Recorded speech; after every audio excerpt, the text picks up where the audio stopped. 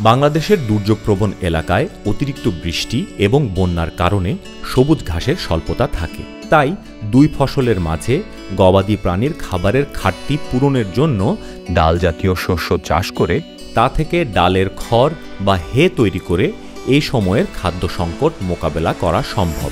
এই হে পদ্ধতিতে গরুর ঘাস চাষের পুরো বিষয়টি বরিশাল গৌরনদীর স্থানীয় মানুষদের সাথে নিয়ে আমাদের সামনে তুলে ধরবেন আমাদের অভিজ্ঞ সহকর্মী প্রতিমা সাহা। এই অঞ্চলে জলবায়ু পরিবর্তনের কারণে যে সমস্যাটা তৈরি হচ্ছে, এই সমাধানের জন্য গোখাদ্য হিসাবে হেটা খুবই জরুরি।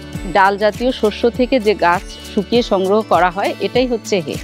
হে তৈরিতে সাধারণত ডাল জাতীয় শস্যের শুকনা গাছ ব্যবহার করা হয়ে থাকে।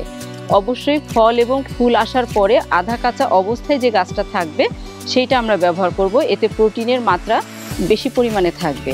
এখানে খেসারির গাছ, মুগ ডালের গাছ, ছোলার ডালের গাছ বা বরবটি গাছও ব্যবহার করা হয়ে থাকে, কারণ এর চিকন পাতা এবং চিকন ডালে জলীয় অংশের পরিমাণ বেশি থাকে। এই ঘাস সকালের নরম রোদ অথবা বিকালের হালকা রোদে শুকাতে হবে। দুপুরের কড়া রোদে এটা কখনোই শুকানো যাবে না। 2 থেকে 3 দিনের রোদে এটা শুকাতে হবে। 15 থেকে 20% আর্দ্রতা বজায় রেখেই সংরক্ষণের ব্যবস্থা করতে হবে।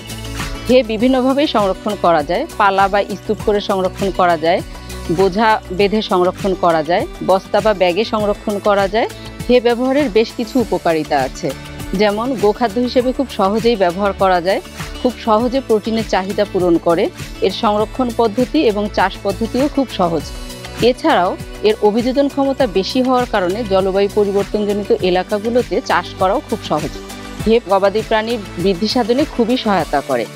এটা আমি সংরক্ষণ করে রাখার কারণে যখন আমার ঘাস না থাকবে, আষাঢ় মাসে যখন বৃষ্টি হইবে, তখন আমি তো এত কাঁচা ঘাস থাকবে না, তখন ঘাসের অভাব দেখা দিবে, তখন আমি এই হেটা খাওয়াইতে পারবো। আর এই হেটা খাওয়াইলে ওইটার গুণগত মান ভালো।